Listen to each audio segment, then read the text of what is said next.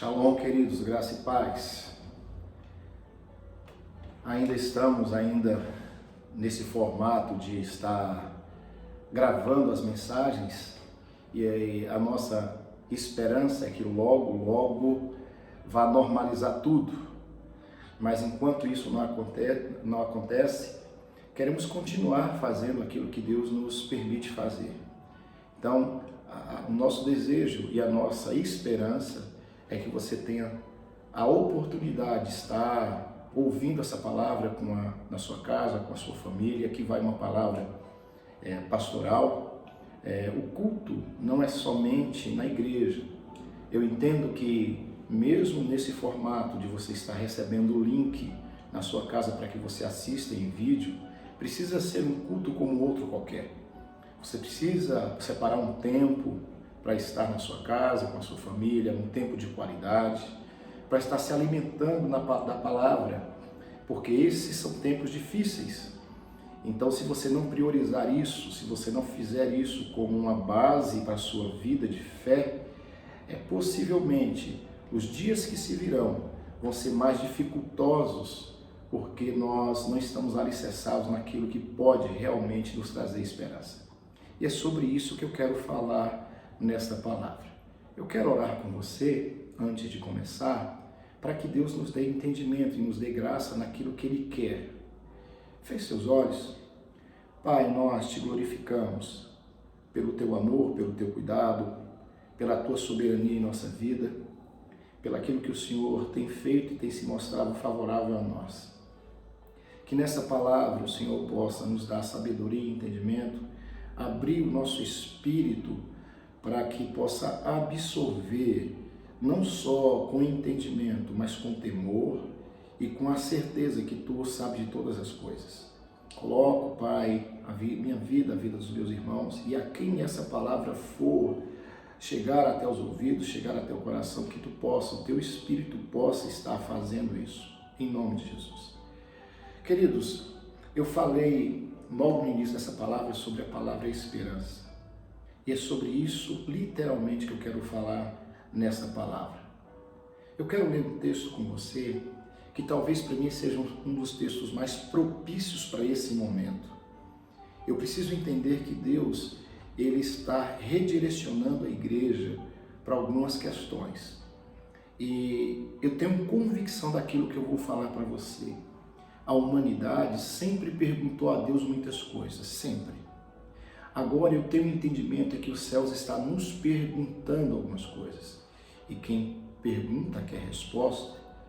E não só a igreja no mundo todo, mas nós precisamos dar uma resposta para Deus. E talvez as perguntas que Deus ele possa fazer para mim e para você, seja no sentido de posicionamento, de firmeza, de convicção. Então eu quero ler com você o texto de Lamentações de Jeremias, ou Lamentações, um texto muito conhecido. O livro de Lamentações 3, do 19 em diante, tá? Lamentações do 19 em diante. Recordo-me da minha aflição e do meu delírio, do meu profundo sofrimento e do meu enorme pesar. Lembro-me bem disso tudo, e da minha alma desvalece dentro de mim. Contudo, quero lembrar do que pode me dar esperança. A bondade do Senhor é a razão de não sermos consumidos, porque as suas misericórdias não têm fim. Jeremias é conhecido por teólogos como o profeta lamentador ou profeta chorão. Ele chorava por identificação. Ele via o que estava acontecendo com Israel, ou melhor, Deus mostrava a Jeremias o que estava acontecendo em Israel, e quando ele escreve esse capítulo 3, ele está falando sobre arrependimento. Mas o que me chamou a atenção, e hoje pela manhã, numa situação bem delicada, me veio hoje esse texto: quero trazer à memória o que pode me dar esperança. A palavra esperança, ela tem duas conotações bem interessantes. A palavra esperar não é um estado de inércia apenas. Eu estou esperando alguém, então eu estou parado, estou esperando. Mas a palavra esperança nesse sentido é de esperançar, de acreditar. Então eu tenho a palavra esperança, eu espero no Senhor, eu tenho esperança que vai acontecer, ou seja, eu tenho a paciência, eu tenho a firmeza de que vai acontecer, mas eu estou parado esperando, como alguém que espera uma outra pessoa, espera uma condução, é estar parado esperando. Mas tem a palavra esperançar, que não é um estado de inércia, como eu disse, mas é um estado de gerar dentro de você a expectativa do acontecimento. Esperei com paciência no Senhor e Ele se inclinou, Salmo 40. Aqui não é uma esperança passiva, mas é uma esperança que gera a confiança naquele que vai fazer. Esperei com paciência no Senhor. Eu estou nutrindo a minha convicção que o Senhor fará. Então, queridos, nesses tempos trabalhosos, nesses tempos difíceis, onde as perdas são inevitáveis, onde as situações da vida, elas nos empurram para que nós tenhamos convicções, para que nós tenhamos a firmeza naquilo que o Senhor, Ele vai fazer e irá fazer em nós e através de nós. Porque a grande questão hoje é o que nós vamos crer e o que nós vamos dar ouvidos. Porque tudo está indo ao contrário do que a gente, pelo menos, espera. A situação não melhora, parece que vai agravando cada vez mais. As perdas eminentes e inevitáveis que acontecem no nosso dia a dia, situações que fogem ao nosso controle, situações que fogem ao nosso entendimento, e é inevitável não perguntar a Deus o porquê. Eu tive uma experiência, já a terceira experiência, a segunda ou terceira experiência, em ter que dar uma notícia não agradável, não boa para pessoas. A perda de um ente querido. Uma situação que a pessoa não esperava. E eu devo confessar para vocês que não é uma coisa fácil, e além de não ser fácil, você precisa ter uma consciência muito clara. Não existe absolutamente nenhuma técnica de psicologia, nenhum argumento humano. Não existe nenhuma, por mais que ajude, mas não resolve, não é o bastante. Você dar a notícia para alguém de uma perda iminente. Como você falar para uma mãe que perdeu o filho? Qual é a técnica para isso? Só o Espírito Santo, ele pode ter maestria em uma tarefa como essa. Não existe conhecimento, não existe psicologia. Ajuda sim, as pessoas que vão dar notícia para outras, assistentes sociais, elas são treinadas para isso. Mas o que eu estou querendo dizer é que a dor não é aplacada a partir da técnica humana usada. O que nos conforta é uma ação do Espírito Santo, tanto para quem recebe, como para aquele que dá a notícia. Você precisa entender que nós somos portadores de esperança nesse tempo. E não é portadores de esperar apenas no Senhor, mas de nutrir a confiança de que Deus está conosco. Precisamos entender que Deus, Ele depositou em nós a confiança de carregarmos a esperança, não só no sentido de esperar nele, mas de confiar nele, de esperançar nele, de ter a certeza nele. Ainda em Colossenses 1:27, um texto para mim extraordinário. Cristo em nós, a esperança da glória. Nós não estamos esperando apenas a glória, nós estamos gerando essa expectativa da glória em nós.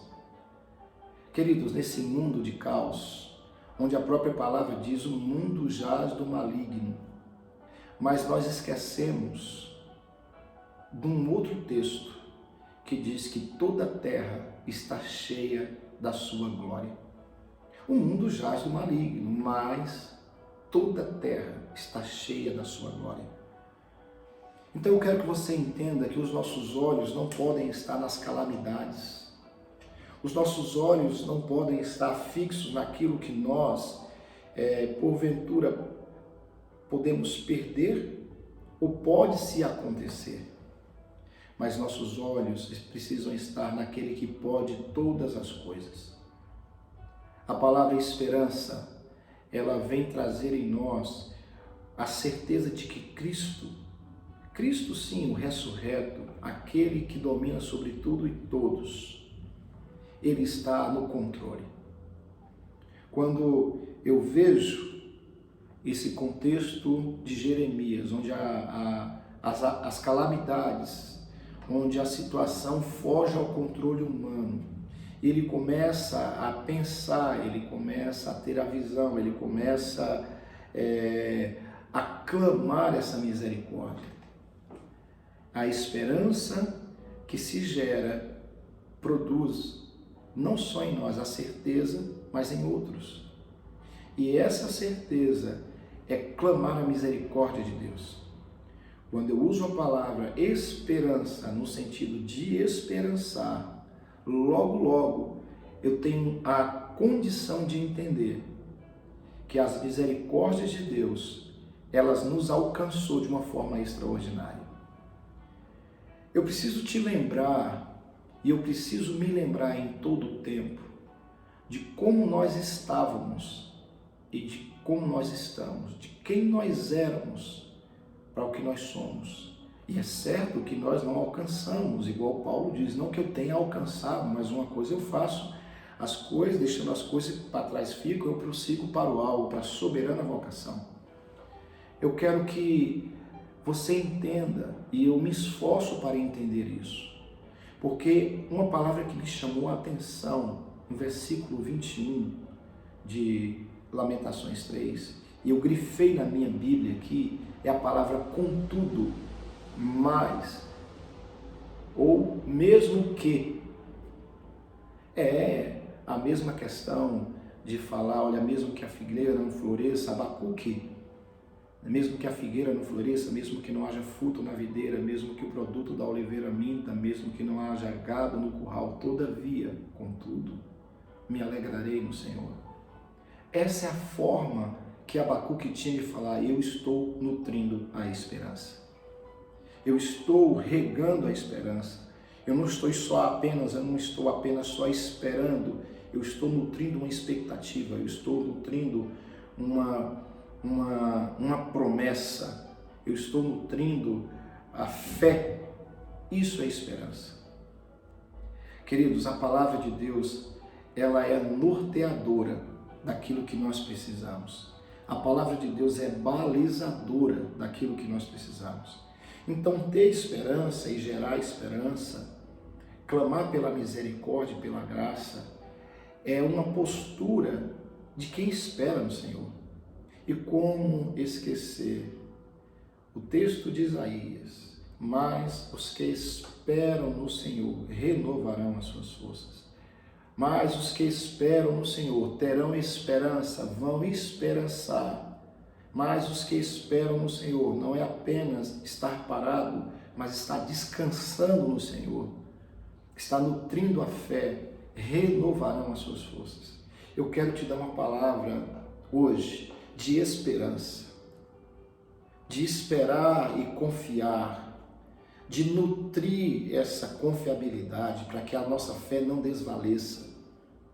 Eu quero dar uma palavra para você que gere vida, a esperança que gera vida, a esperança que gera resposta, a esperança que gera convicção, a esperança que gera alegria em meio à dor, a esperança que traz Cristo para dentro de nós, Cristo em nós, a esperança da glória, a esperança que transforma a mentalidade, a esperança que transforma o falar, não de uma palavra apenas de derrotismo ou de fracasso, mas uma palavra que pode produzir vida e vida em abundância. Eu quero que você entenda que nesse tempo nós temos que ter palavras proféticas na nossa casa, na nossa vida, que produzam vida. Em meio ao caos, em meio a perdas, em meio à tristeza, em meio a calamidades, Deus sempre vai gerar no coração de pessoas convicções por essa esperança. Deus sempre vai gerar no coração de pessoas essa convicção de que Ele está no controle de todas as coisas. Isso é esperança, queridos. É termos a fé de entender que tudo está nas mãos de Deus e Ele está no controle de todas as coisas. E essa esperança é a convicção disso, é a fé gerada pela esperança, não só de aguardar, mas de nutrir essa confiança em Deus. Nós não podemos ter o controle de todas as coisas, isso é certo, mas nós podemos ter a convicção de que Ele, o nosso Rei, o nosso Deus, Ele não está alheio a nada. Quero trazer à memória o que pode me dar esperança. Lembre-se das coisas boas. Lembre-se das promessas do Senhor. Quando você cumpre princípios, Deus cumpre promessas. Entenda isso. Essa palavra é para gerar vida não só a você, mas às pessoas que estão próximas a você. Nós somos portadores da boa palavra. Nós somos portadores da boa nova, das boas novas. Nós somos portadores da confiança e da convicção. Igual disse Jó, eu sei que o meu Redentor vive e que por certo levantará. Então eu posso conjecturar essa palavra mudando um pouco o texto para te dar um sentido. Eu sei que o meu Redentor vive, eu tenho esperança, eu espero, eu gero essa confiança, essa fé, eu gero essa convicção que Ele vai se levantar ao nosso favor. Entenda o princípio de aplicar a esperança. Ainda a palavra diz que os nossos pensamentos, eles precisam estar no Senhor. Tudo que é bom, tudo que é honesto, tudo que tem de boa forma, nisso pensai. E por que não pensar? Quero trazer à memória o que pode me dar esperança. Por que não pensar não só naquilo que é bom, não só aquilo que é honesto, nem só aquilo que é perfeito, nem só aquilo que é de boa fama, mas pensar nas promessas que produzem vida em nós, das convicções de que Deus, Ele nos prometeu, e a palavra diz que aquele que prometeu é fiel para cumprir. A esperança do cumprimento daquilo que Ele prometeu precisa estar dentro de mim, dentro de você. Nós vamos sair dessa situação um dia. E o que ficará para mim e para você é o testemunho de como nós nos comportamos nessa situação de calamidade e de tristeza. O que ficará para mim e para você é a convicção de que nós fizemos para que outros fossem atraídos através da nossa fé.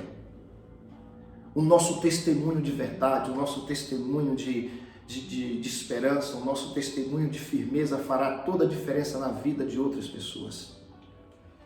E como vocês sabem que eu sou muito claro em relação àquilo que Deus Ele me diz, todas as palavras que eu tenho recebido é para não parar. Porque tem pessoas que precisam de uma ação minha, tem pessoas que precisam de uma ação sua, tem pessoas que não vai dar tempo para ter tempo.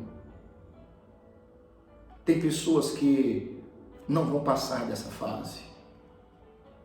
E quem sabe essa pessoa seja alguém que você precisa levar uma palavra de esperança, uma palavra de fé, uma palavra de alinhamento. As palavras que eu tenho recebido é de não parar. Essa semana foi uma semana difícil, está sendo uma semana difícil. 3 perdas de pessoas próximas, 2 muito próximas. Tivemos a notícia de que o pai de uma amiga da minha filha faleceu. Eu fiquei muito triste, eu estava no Rio de Janeiro. Logo depois tive a notícia de que um amigo, o profeta Amaro, ele faleceu. E agora, um golpe mais duro e mais próximo a nós veio ontem. Recebemos a notícia que o meu cunhado, o irmão da pastora Lu, faleceu. E eu fiquei pensando, meu Deus, o que vai ser dessas pessoas, o que vão ser dessas pessoas? E toda a movimentação. E sem falar que talvez a palavra mais utilizada, algumas palavras mais utilizadas nesse tempo, seja luto, pêsames, tristeza, morte. E nós somos tendenciosos, pelas circunstâncias, a repetir essas palavras como forma de educação ou forma de apoio. Mas o Senhor me trouxe à memória agora, enquanto eu estou falando para vocês sobre esses acontecimentos, sobre o vale de ossos secos. A visão era de calamidade, a visão era de morte. Mas o próprio Espírito de Deus fala para o profeta: profetiza, filho do homem, produza vida a esses ossos, produza vida a esse povo que está morto. Nós precisamos agora tomar posse dessa visão profética que Deus ele tem para mim e para você, em gerar vida e vida em abundância, porque Ele veio para dar vida e vida em abundância. Eu quero que você entenda nessa palavra que você é a esperança aqui na terra que Deus plantou para gerar vida nas pessoas. Você precisa ser o portador dessa esperança. Eu preciso ser o portador dessa esperança. E não existe como fazer isso sem não estarmos apegados àquele que é a vida eterna, a vida abundante. Porque a morte, queridos, não é o fim. A morte é o começo daquela esperança da eternidade. A morte não é o fim, para nós não. Todos nós nos movemos aqui na terra para estabelecer o reino, sim, mas no final da caminhada é ter a esperança que nós estaremos com Ele. Isso é o que nos faz diferente daqueles que não têm esperança. Que essa palavra gere em você esperança. Que essa palavra gere em você alegria. Que essa palavra gere em você fé. Que essa palavra gere em você vida e vida em abundância. Que essa palavra gere em você lágrimas de arrependimento, para que essa esperança se fortaleça. Eu quero te lembrar que de nós mesmos nós não temos como gerar isso se não for pela misericórdia de Deus. E é por isso que ela é a causa de não sermos consumidos. E se Ele não nos consumiu, podemos ter esperança. Que Deus Ele te abençoe. Que Deus plante em você essa convicção e essa certeza. Que Deus estabeleça no seu coração o que tem mais de precioso para nós. A vida dele em nós é a esperança da glória. Quero orar com você. Pai, reconhecemos que o Senhor é o nosso Deus e que o Senhor gera em nós não só o querer, mas o efetuar. Então gera em nós a esperança. Gera em nós a alegria de te esperar, não só esperando que o Senhor faça, mas nutrindo as convicções que nós temos no Senhor. Nos fortalecemos no Senhor e na força do teu poder, como diz em Efésios. E queremos colocar o nosso coração diante de ti, entendendo que o Senhor é o dono de todas as coisas e o Senhor é a própria esperança. Obrigado, meu Deus, obrigado, obrigado, obrigado por cada dia nos ensinar pelas situações vivenciadas, que não é o que acontece externo que nos baliza, que nos orienta, mas é aquilo que o Senhor nos traz convicção. As nossas convicções precisam estar alicerçadas no Senhor e que nós possamos trazer à memória o que pode nos dar esperança. Em nome de Jesus. Querido, que você seja inundado por essa graça, que você seja inundado por esse amor e que você seja pleno de esperança nele. Um grande abraço. Deus te abençoe ricamente.